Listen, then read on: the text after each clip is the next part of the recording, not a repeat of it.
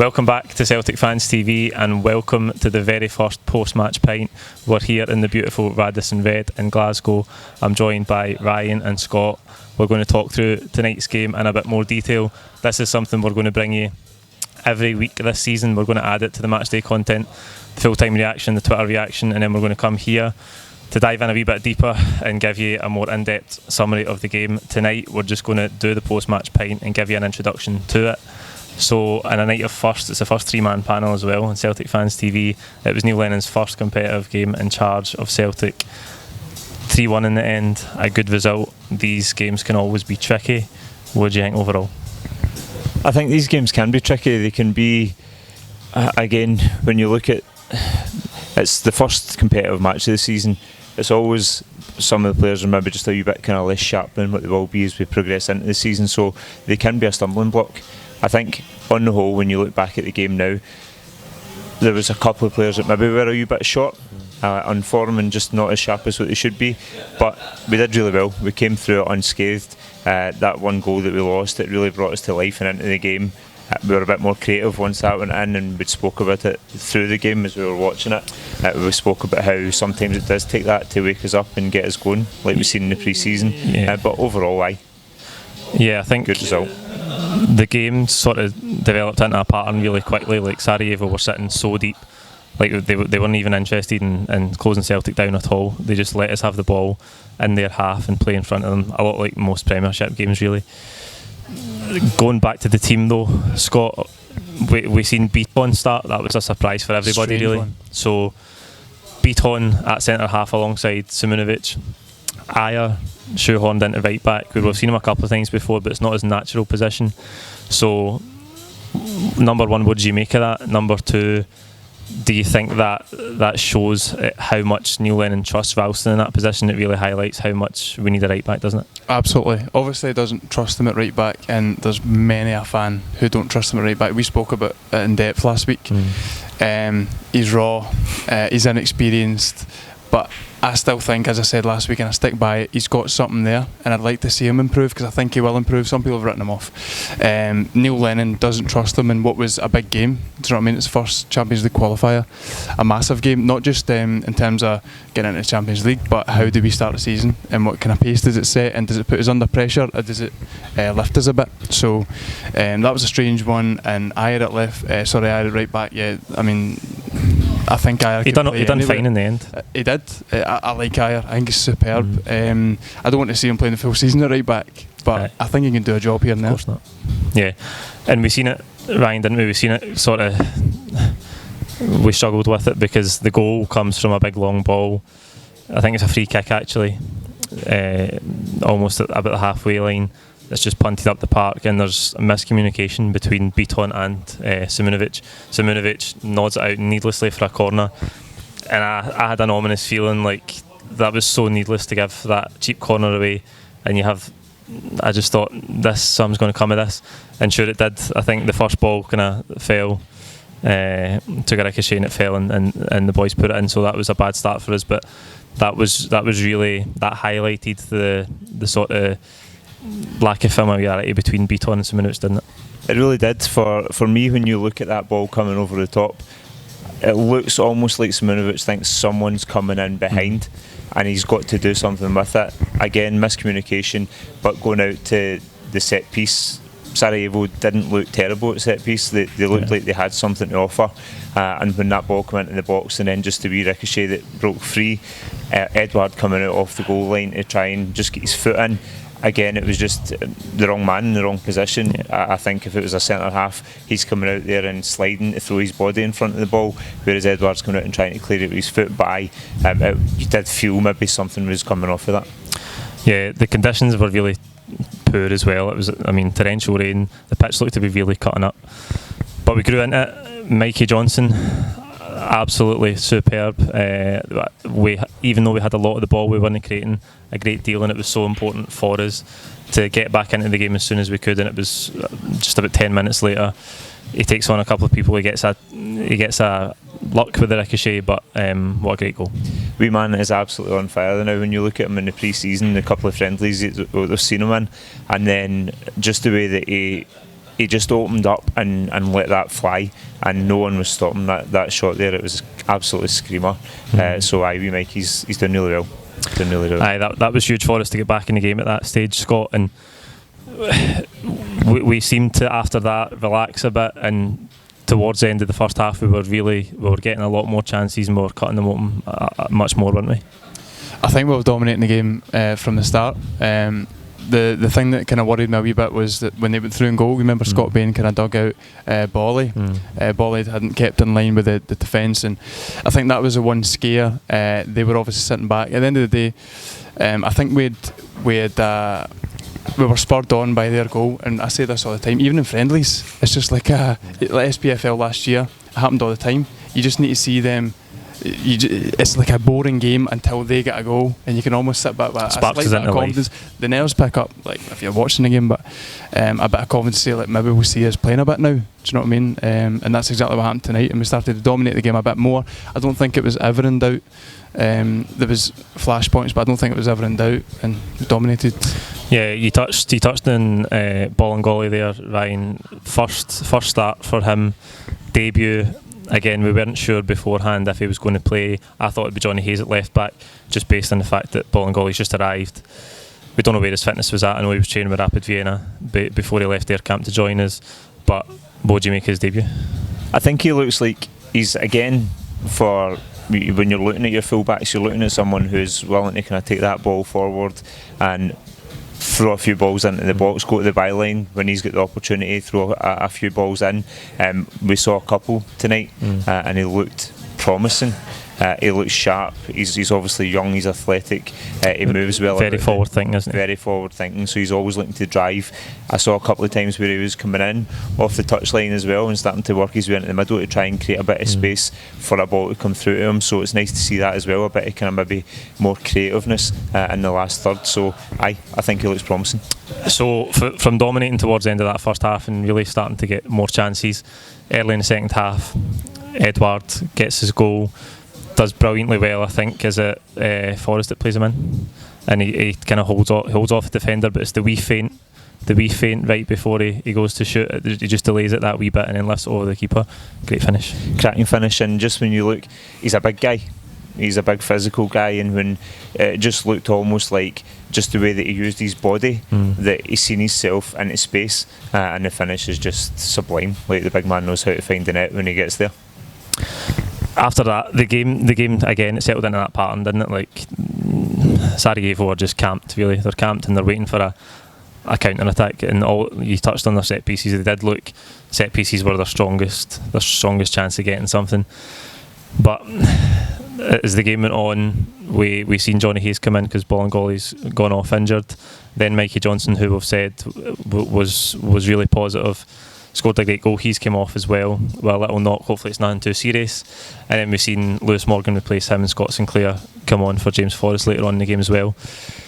But coming on, I just want to touch on Lewis Morgan because I think he had a really positive impact tonight, and we'll come on to the third goal for Scott Sinclair that he played a major role in. But thinking back to last season, Lewis Morgan did have these games at the start of the season where he was coming in, he was maybe playing 15-20 minutes and he was having a positive impact. He's went on loan to Sunderland. That hasn't been a stellar loan spell for him. He scored a couple of goals. He wasn't a regular feature in the team, and he's 22 now. Like, people often think that Lewis Morgan's really young. He's not. He's at that age where he's really got to make an impact if he's to become a mainstay in the Celtic squad, Scott. So how do you think he done, and do you think he can have that impact and become a constant feature in the team? I think he did brilliant. He had energy, and he came on right at the point where they were dipping. So it was a good time for him to come in. He's fast, and he likes going to the byline, and that's something we touched on last week. I think when you're on the left hand side specifically, when Johnny Hayes gets the ball, he's reluctant, and I know he's not going to be the main left back for us, but I think that left back and the right back have to be desperate to get to the byline. I just think the way that we play and the way that we try to score goals is weird. The strikers aren't waiting in the box for a ball to come in. They're sitting at the edge. They're sitting maybe 20, 23 yards out. And if somebody bursts to the byline, they've got time to get in the right position. And that's what he done. So I'd like to see more from him. It's a competitive position. So if we can see him 8 to 12 times this year, I'd be happy. Yeah, he's really got to, as I say, he's got to start staking a claim, because he's probably going to get to that stage now. He's one of those players who we've seen a mass exodus so far in the squad. We've seen a lot of deadwood leave. He hasn't been one of them. He is one of the ones, if it comes towards the end of August, there's probably people looking at taking him on loan, and that'll be the time for the club to make the decision: is he going to feature, or is it worthwhile I'm going out on loan? The third goal, we've touched on Morgan there. He's done brilliantly to get to the byline and whip it in. Scott Sinclair from the bench, the thing we've said about Scott Sinclair so often, despite how much his form dips, is he scores goals. They touched on it tonight in the commentary. 25 in his first season, 15 and 15 again. He's a goal scorer, he's a goal threat, and that's something that's massive for us, isn't it? Because there's speculation that he might leave. I know he signed an extra year, but he's massive in terms of contribution for us, isn't he? Scott Sinclair's been superb. Obviously he's a top earner. I think the one thing you can hold against him is that he's not going to win every 50-50. He's not going to enter every 50-50 that he comes up against, and that's kind of why people get frustrated by him or have a lack of patience with the guy. But he's top class. I think he could still make a career for himself in the English Premiership. I think he's that good. He's just slightly, last season especially, maybe showed a bit less class than he did in the season before, but I think that's kind of normal that you would dip off. Look, I think he's brilliant, and I think some people overlook how much he's chipped in for us. And I think I'd be upset to lose him, to be honest, because he scores a lot of goals. And when you start that game, I didn't think, oh, what about Scott Sinclair? I almost kind of not forgot about the guy, but do you know what I mean? I just thought, I wasn't worried that he wasn't playing, and when he comes on, you just remember what he brings to the team. I was just thinking, see, when we were in Athens last year and he came off the bench, again he came off the bench to a goal. He is very effective. I think Scott Sinclair as a player isn't the one that he's not going to be first name in the team sheet, because he just lacks that bit of guts, if you want, to just throw himself into challenges. But Scott Sinclair for me is guaranteed goals. He will score important goals for you throughout the season, and like Scott said, I would be probably a little bit disappointed if we did lose him. Yeah, I think that's massive for us. You can't forget about that goal contribution. It is going to be interesting, as I've touched on already, in pre-season with a new manager. There's going to be new patterns to the team. He's going to have favourites. We've seen in his interim spell that maybe he doesn't fancy Sinclair a lot. It's going to be interesting to see how often he's used this season, how often he starts this season. But there's no getting away from his goal contribution, the number of assists he can bring. That would be a massive hole for us to replace. Back to the tie as a whole then, we've seen these games be really, really tricky before. We're coming in off pre-season. We've seen the Lincoln Red Imps a few years ago. Massive for us to get a positive result, take back to Celtic Park, and at 3-1, that's sitting really comfortable in the tie. There is that, obviously with the level of these opponents as well, there is that pre-season vibe to it where the players are still getting up to speed. It's a really good workout for them. That's a competitive game. It's 90 minutes in most of their legs now. So back at Celtic Park next Wednesday night, it gives us a nice cushion, and we can really ramp up the tempo again and raise it going into the second qualifying round. 100%, and Scott said that you've said that we dominated for the off today. The one thing I was disappointed in up until after they scored was the lack of creativity in the final third. So you would like to think with the home crowd all behind them at Celtic Park, home, bit of confidence behind them, they'll be doing a bit more creative stuff in the final third, maybe just kind of throwing an extra man forward or just trying to commit something in that final third for the off. And if that's the way it is, you can't see the result going any other way next week other than Celtic to have a very dominating performance and a convincing win. Yeah, and a contrast, Scott, for tonight where the conditions are really tough. It's not the nicest environment for the players to play in. Back at home next week, big pitch, home crowd. We might see, obviously we're playing Rennes at home on Saturday and another friendly, so hopefully we'll see Julian come in and maybe get a first taste on the pitch. Bolingoli as well, we'll see how his injury is, but next week at home you would think it's a good opportunity to go and get a really positive result and build towards that next qualifier. It'd be good to see Julian. I'm not convinced with Beaton at the back at all. So yeah, we're back in Glasgow. To be honest, it's a done deal. Let's be honest, it's a done deal. And you're guaranteed sunshine in Glasgow as well. Absolutely, so it's going to be brilliant weather. There'll be no rain. Brilliant surface. No, look, do you know what I'd like to see next week? Is at the back we were so desperate to hang on to the ball. Like Simunovic, Beaton, you're just thinking, get the ball at the park. There was a time where Simunovic put in a tackle. His first touch was poor, his second touch was a tackle. They had 2 men running through and goal if he didn't get his foot in the right time. So you're just thinking, look, get the ball at the park, don't try and overplay it. That seems like a more Brendan Rodgers type thing where keep the ball at all costs. And I just think like sometimes that's not needed. You're winning away from home in Europe, just clear the ball. They're not a danger from throw-ins, but they're a danger if it's 2-on-2. I think the players have obviously been drilled in that for the past 2.5 years.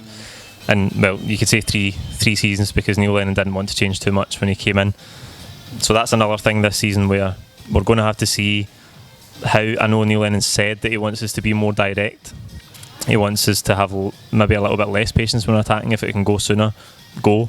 So it's going to be really interesting to see if there's any change or how much change there is, because there is going to be a little change. And I would have thought that's something that he'll gradually try and like wean out of the players, is to get the if you're in trouble, move the ball quicker, and don't play yourself into trouble. Don't have that patience at all costs where you might end up playing yourself into danger. That's something we'll see in the weeks to come. That's it for tonight. We will be back here on Saturday with another post-match pint after the Rennes friendly, and then back again after the Sarajevo game at Celtic Park next week. You know what to do. Like the video, comment your own thoughts below. Don't forget to subscribe if you haven't already. As I touched on at the start, we're bringing you more content this season, much more than the first season, so subscribe so that you can keep up to date with it all. Once again, thank you to the people here at Radisson Red. We'll be back on Saturday with reaction to the Rennes game. Thank you.